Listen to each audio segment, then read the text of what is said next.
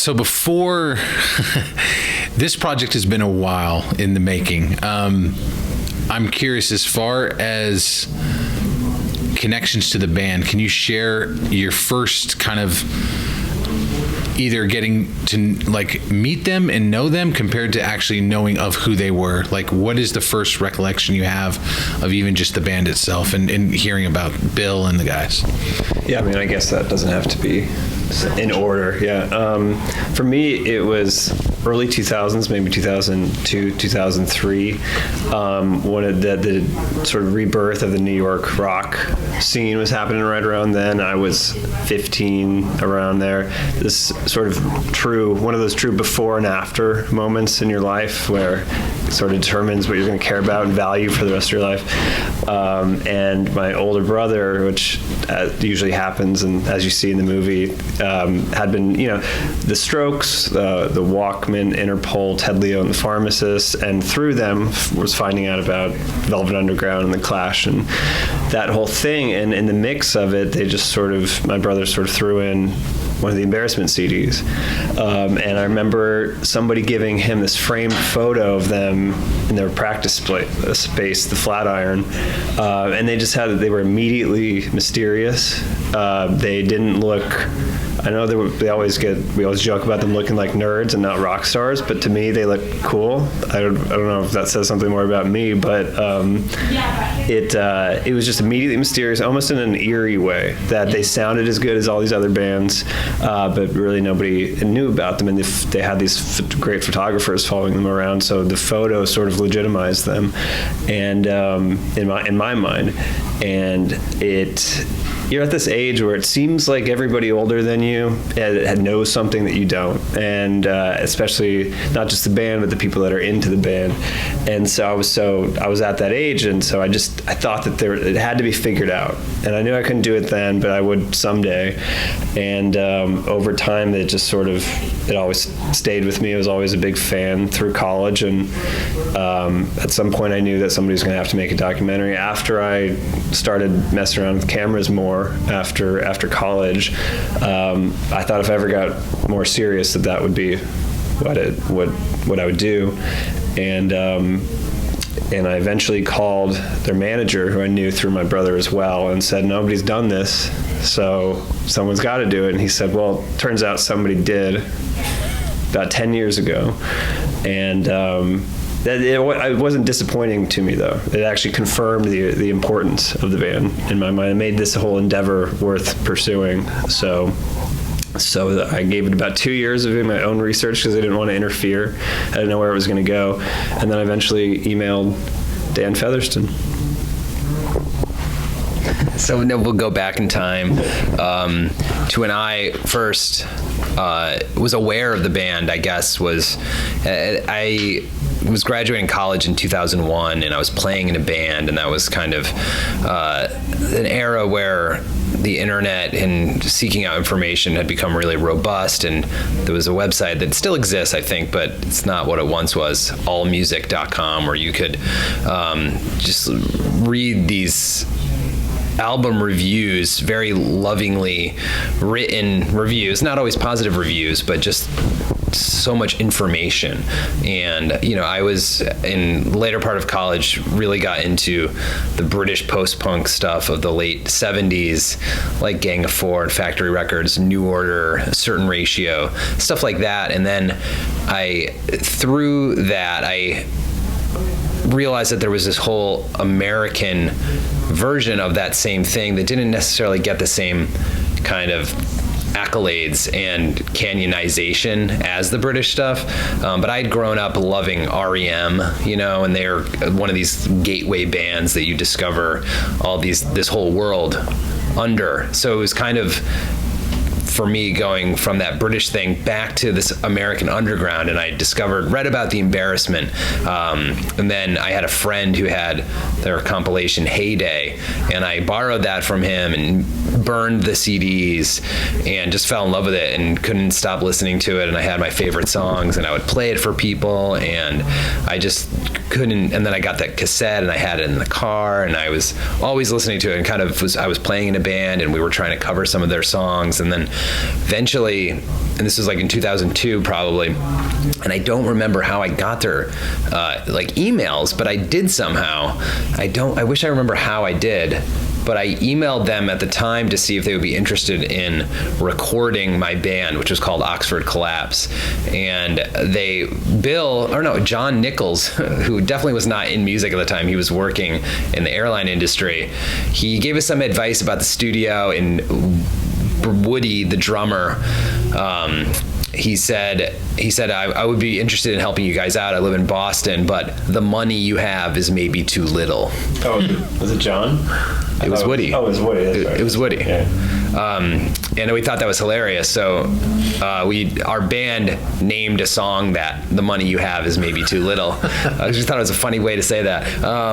And then that was a couple years before I decided to, because I'd gone to film school and I'd seen the documentary about the Minutemen, punk band, punk-made DIY style documentary with clearly no budget or very small budget, but these amazing archival videos of the Minutemen in their prime and contemporary interviews. So I said, well, why don't I do that about my favorite band? So I got in touch with the guys again. I'd already had, I was like, I'm the same guy from a couple years ago. I'm back. And they were very receptive to this idea. I think because they had been great archivists themselves and then also had, they have such a good visual sense, and they'd made, Bill had made movies in the 70s in his teenage years. So that was the beginning. So let's go to 2006. I guess it's not just Wichita, but it was also Lawrence. They're doing this reunion. And I guess it'd been the last prior, because they were doing reunions after '83, but they'd hit a wall, I guess, mid-'90s. So that gap, there'd been really nothing. I mean, Woody's up doing Del Fuegos and other stuff, and I mean, Bill ended up coming back here, but none of the other guys, there was no connection. What happened in '06, and where did this fire come from, and when did you pick up the camera and actually start getting this stuff covered? Yeah, so that was 2005 when I saw the Minutemen documentary. It was they weren't doing film festivals. They were touring around like, a punk band would. With their film, they were playing these. They were doing like local screenings, and they did one at Lincoln Center in New York City. And I just had this idea when I was there. I was like, I have to do this for the embarrassment. So I contacted the guys, and we did our first interview. I mean, I say me, it was just me. I went up there with a borrowed camera from the place I worked at a market research firm in New York City, my day job. And on a weekend, went up there, met at Woody's house. Bill came over and we did a first series of interviews.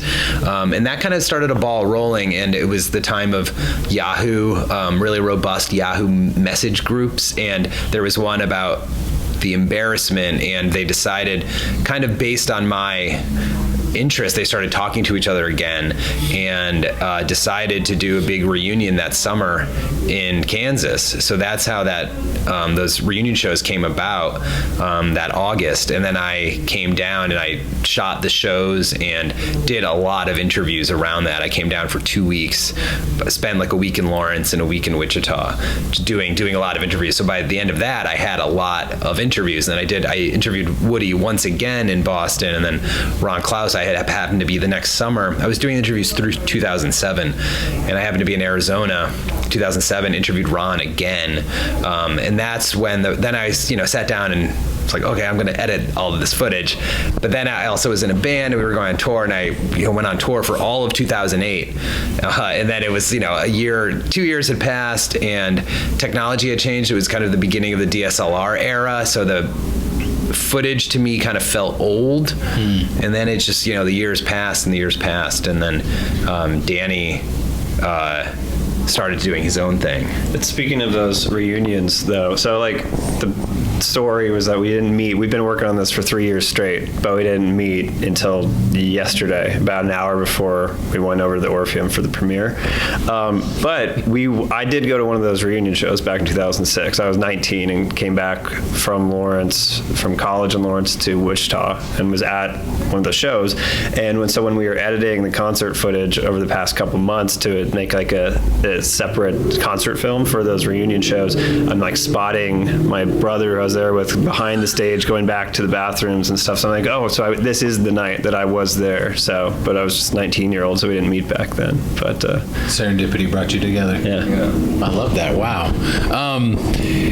One of the elements of the film I love is all the stuff that's not here. The Flatiron's not here. Like when you go up there, it's completely different. And like talking to the guys, I was so curious about like how much brilliance in doing this for so long, both of you. You've captured a lot of the history that may not have anything left to do. I mean, Lawrence is completely different now. Like, how important is it that you made this film and just keeping track of not only this band, but what they did legacy-wise with their, they were one of the biggest things to come out of Kansas. Yeah, I mean, they were for a moment there, but otherwise it seems like lost. Otherwise it seems lost, and that's when we're right to festivals, we do say that like it seems like the last chance before they're forgotten about for good. A lot of it has to do. I mean, the Flatiron is. Have you gone up there? Yeah, yeah. It's like gray now. And apparently, some bands were practicing there. Really? When I dropped off a flyer and a poster at Love Garden, which is like in Lawrence, it's like the record store in town. One of the guys, not the owner, but one of the guys working there that day, said that his band had been practicing there. So I didn't know they were still practicing. And so he had heard of him, yeah. So it's like it's not completely gone, but it's still like it's really hit and miss if you mention them, whether someone's going to know about them.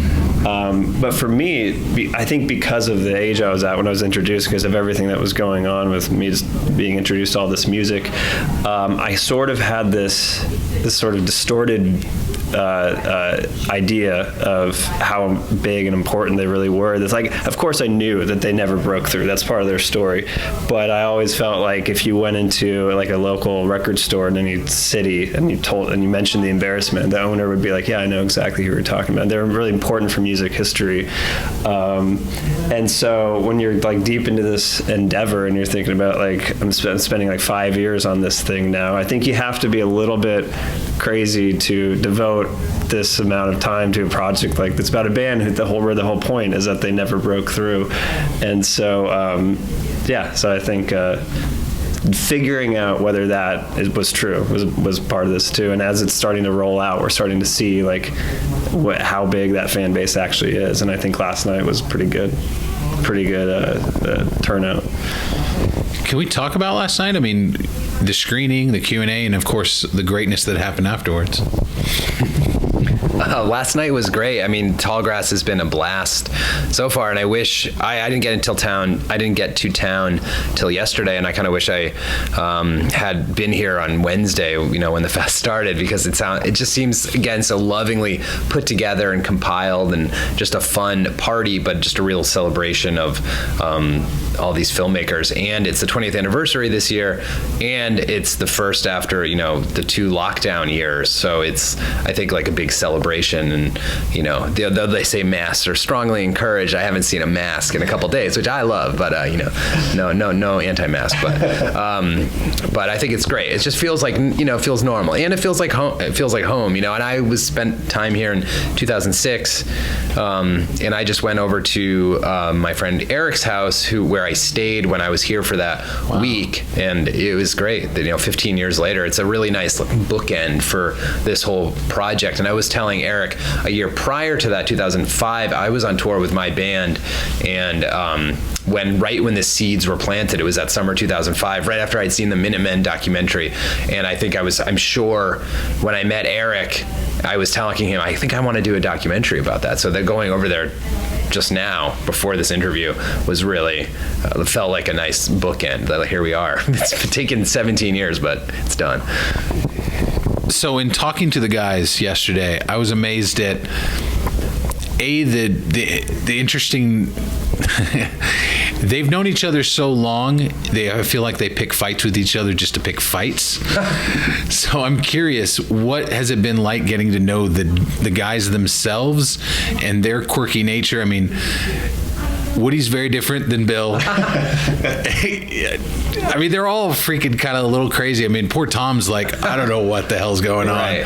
He spent more time looking at me like, I don't know what you're the same boat as me. I mean, Bill has been so helpful throughout the years of just he's been kind of my main point of contact, more than Woody or John, who I've reached out to when I need something specific. And I asked Woody, I'm like, do you have a single photo from your childhood? And he's like, no, I'm sorry, can't help you. I'm like, really?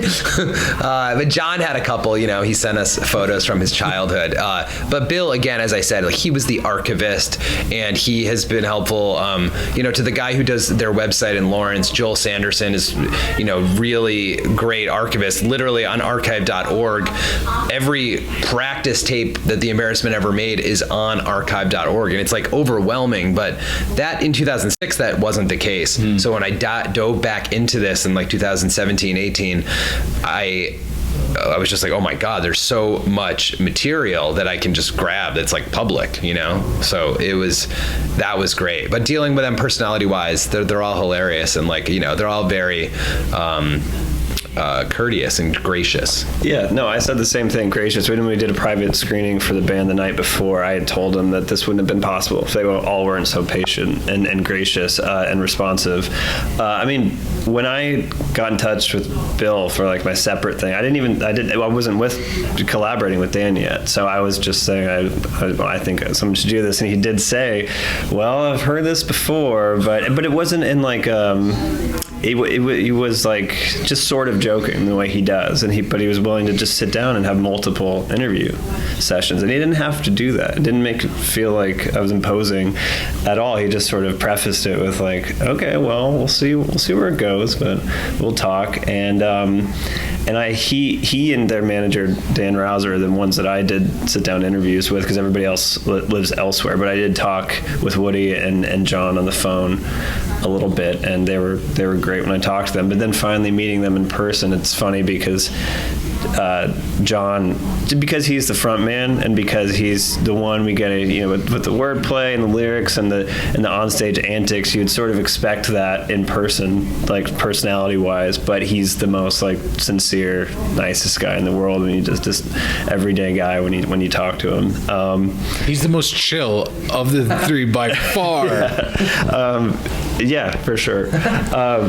But so I was living in Kansas City when we were doing a lot of the heavy lifting on this thing, and then we recently moved back to Lawrence, and my wife's family still lives here, so I'll come back, and when I do, if it's on a Saturday, I try to go see Bill at the Farm and Art Market selling his paintings, and there's some update. Maybe I'll give him back something that he had lent us, and so I always give him, okay, here's where we're at. And then finally this morning we got to go over having finally finished the thing. So today it was pretty special being able to do that.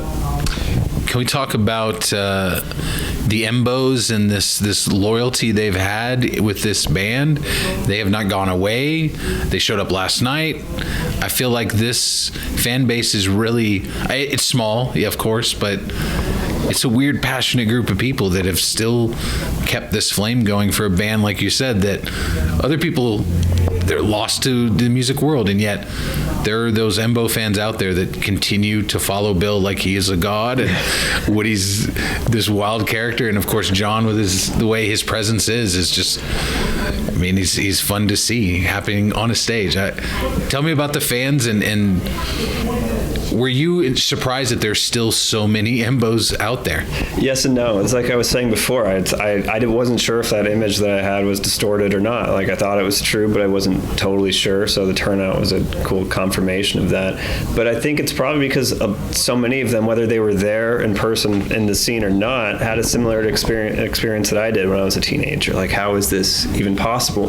There's a little part in the film at the beginning where we put it in context with post-punk, and we show a lot of the other bands.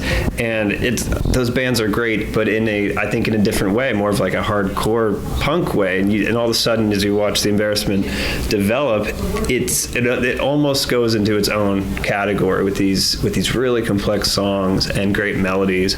I think having John as a frontman, not playing guitar all the time, makes a big difference with that. But I was just talking with I don't want to go off on too much of a tangent, but I was talking with my brother about this, who was really helpful creatively talking to me through in the early stages. The burnout part, when we talk about the breaking up, there's one way of looking at that as like a just tired, get exhausted because touring is hard and all that. But there's another way in which like you see how much thought and how much energy they have to put into actually performing and writing these complex songs. And maybe that's something you can only do at a certain age. There's like this small window for artists or athletes where it's like, I have to give Bud Norman credit for that if I'm going to reference, but in one of our interviews, he talks about how sports and music are two things where you can be world-class good at age 21. So it's like there's a small window where you can only do that for a certain amount of time. I think it's kind of like that with Bob Dylan too. But so that's part of what I think is appealing to so many people and why they have such an ardent fan base, is that there was this magical moment where you could really only do that for a certain amount of time before it becomes too much and you can't do it anymore. But I hope that answered the question. Definitely. Well, and I think it would have. I talked to some random fan last night, and we were talking about what if they had not broken up in 1983. Who knows where it would have been. They maybe would have, put out one more vital album, and then, as a lot of bands at that era did, because I think in the 80s it was hard to fight the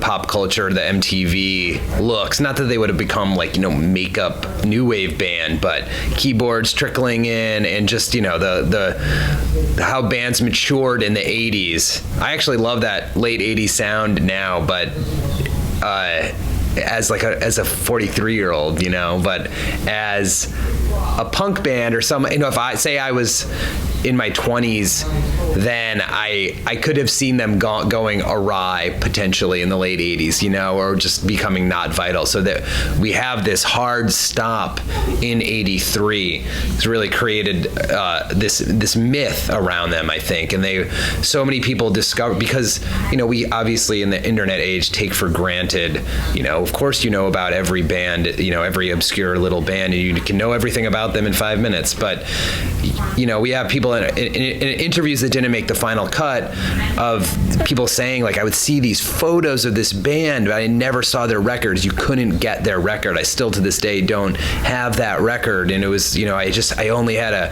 shitty copy of it from a friend on a tape. It was like this real myth that now we take for granted because it's all archived on the internet and we can just pull up Spotify or YouTube and listen to it, which you couldn't do after their breakup. It was like, oh, this band from Kansas, never read about them, never heard them, that was real.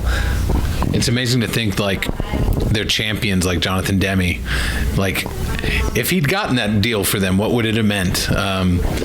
I'm curious, as far as this process of doing this doc, how has it changed you guys and what you are looking to do, even if it's not necessarily another type of similar doc, which I don't know how you could do? Yeah, I mean, I just, it's a great weight off my shoulders, because I was ashamed that I didn't complete it. It was an unfinished project, and whenever Bill would call, I'd be like, oh no, he's calling for an update, and there's no update. So it's just, for me, it's a great weight off my shoulders now. So I don't know I don't know. I've changed a lot since I started this thing. Obviously, a lot of life has been lived, but this project is a through line for my life in the interesting way, which is now gone. So who knows how I'll feel like on Monday? But now I'm still like basking in the glow of the wonderful premiere and being here and are able to say it's done and celebrate it in such a way. So it's great now. And yeah, I don't know. I might be. You need something, because I edit full time for my day job, and it's great to have your own project to work, to pull up in the evenings and work on. So I'm probably gonna miss that. Yeah, I mean, it is work though, like in a good way. But I think when you start, you probably have this like, I don't know, this idea of how much fun it's going to be, and of course it is. Like, but it's in a different way. How has it changed? I'm not sure. Like Dan said, we'll figure it out as it goes along after this weekend passes and some of the other stuff we do for it. But I mean, it's what I've always wanted to do. Like I said, the minute I heard them when I was 15, having this before and after moment of this is all I'm going to care about for the rest of my life is music and film. My parents, I come from a family of like, cinephiles, and my brother went to film school. My older brother did. My younger brother's a writer. My parents showed us Alfred Hitchcock films at a way too young of an age, and so we were sort of studying film all the way back, like since age 5, and then so Hitchcock at age 5, Velvet Underground at age 15. We kind of screwed then. Like that's I have no choice after that, and so and so it's really affirming to be able to have finally finished this thing. It ties both those things together, music and film. Yeah, it's so yeah. Well, it's incredible, and it's pretty amazing to be able to do it in the town that I was in when I was discovering all that stuff. So, still processing though. Thanks. It's a good thing we have so that's one upside of social media is all the documentation of it, because probably aren't going to remember a ton of it as it's happening.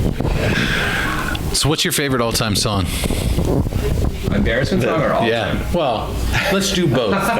I mean, I don't know. You want to go first? How do you answer this question? Well, I'll stick to the embarrassment. That's easier to take on. Like, that's changed a lot. When I was 19 and going back to the concert, my brother and I were just talking about this morning because of the CD that we were given. I think it was was there another fan-made CD called Lifespan?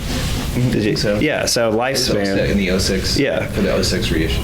And so I think that was the first one we were shown. And so we interpreted that as Lifespan is their song. Now I think it's Sex Drive is the anthem. That's the clear fan favorite.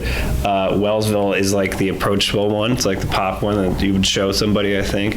But I think, so there's all sorts of answers to this question, but Celebrity Art Party I think is the defining one for because the chorus opens and it's how would you even settle on that as not the chorus, the opening riff? How would you even settle on that as so Bill plays that and they're yeah, that's going to work and we'll make a whole catchy song out of it. It hardly makes any sense. It's there's this story of the Strokes when before they'd gotten signed to RCA, they only had an EP out, and somebody played the Modern Age for a record exec, and he heard it for 10 seconds, just the opening. It was okay, that's it, we're signing them, because nothing else sounded like that at the time. And so with Celebrity Art Party being the first song on their EP, I always sort of saw that as the equivalent, and it shows their sense of humor. The whole thing's making fun of the scene that they were in, and just so I think that's the defining one. But I don't know, Woods of Love, Corrine has become one. Can I just name? I'll just go through the track list. We just do a director's commentary on every single embarrassment song. That's awesome. No, but one thing I will say is that I have new favorites as we've made the movie, and none of them are getting old. A friend of mine, last week or something, we were riding in a car and somebody in the back hadn't heard of the band, and then my friend who was driving was well, let's put them on unless you're sick of them. And I was honestly, it's probably because of the way editing, and it makes it fun, but no, I'm still tapping my feet as we're doing screenings and stuff. So all of them are my favorite. I can tell you my least favorite. They have changed for me too. I would say my favorite song, Lewis and Clark is one of my favorites. And I think my favorite song that I latched onto right when I got into Heyday, 20 years ago, that my band tried and failed to cover was Sexy Singer Girl. And I'd Drive Me to the Park, I always loved. Viewmaster, again, I could just start listing them, but I would say Sexy Singer Girl, Patio Set, and Lewis and Clark. Yeah, I like Lewis and Clark last night because he kept getting heckled. I was like, yes, he deserves it because he gets, Bill's awesome about it. Guys, thank you for doing this. However it may have affected your lives, it's really amazing to have seen the final product after all of this work that you guys have done separately and now together. And but thank you so much, and thank you for making it Tallgrass and making this very much the perfect homecoming, I think. Well, thank you.